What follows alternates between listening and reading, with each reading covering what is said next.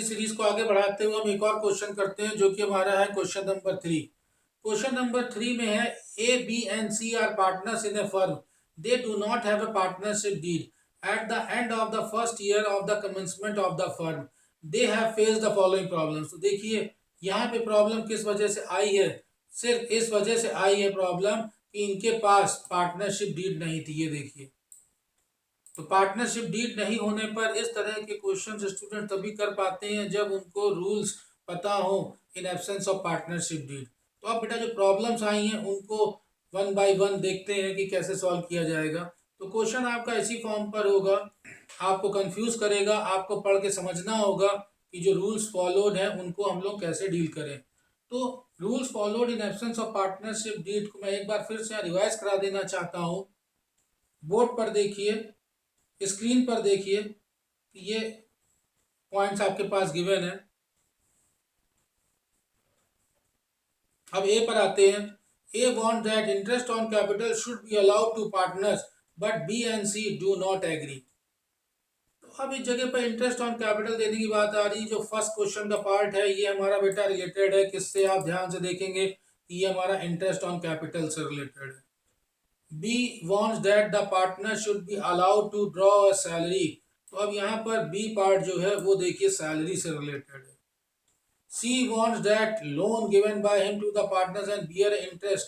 तो यहाँ पर इंटरेस्ट की बात हो रही है 10% पर एनम, और मैंने आपको बताया था कि इंटरेस्ट जो लोन से रिलेटेड, देखिए हाईलाइट कर रहा हूँ लोन को, तो इंटरेस्ट सिर्फ लोन के ऊपर ही आप देंगे, बाकी सब पे नो इंटरेस्ट होता है। No interest on capital, no interest on drawing, मगर इंटरेस्ट ऑन लोन होता है, मगर उसका रेट 6% पर एनम होगा।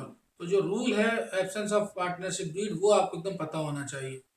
डी है A and B having contributed larger amount of capital desired that the profit should be divided in the ratio of their contribution।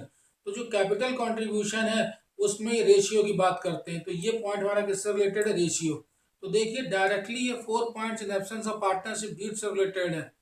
तो आपको कैसे सॉल्व करना है एग्जामिनेशन में, अगर सिंगल आ जाता है तब तो आप एमसीक्यूज पे टिक करके डायरेक्ट करेंगे। और तो जब डिस्प्यूट है, ए केस था, A want that interest on capital should be allowed to partner but C and B do not agree. तो ये जो डिस्प्यूट था ये हमारा इंटरेस्ट ऑन कैपिटल के ऊपर है। स्टूडेंट तब तक नहीं कर सकता इस क्वेश्चन को जब तक उन्हें एब्सेंस ऑफ पार्टनरशिप डीड के रूल ना पता हो कि इंटरेस्ट ऑन कैपिटल क्या करेगा।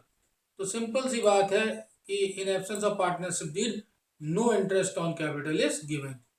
तो ये आपको रूल पता होना चाहिए। फिर इसके साथ ही साथ में इसका रीजन है, there is no partnership agreement among A B and C regarding interest on, क्या कहते हैं, बी है।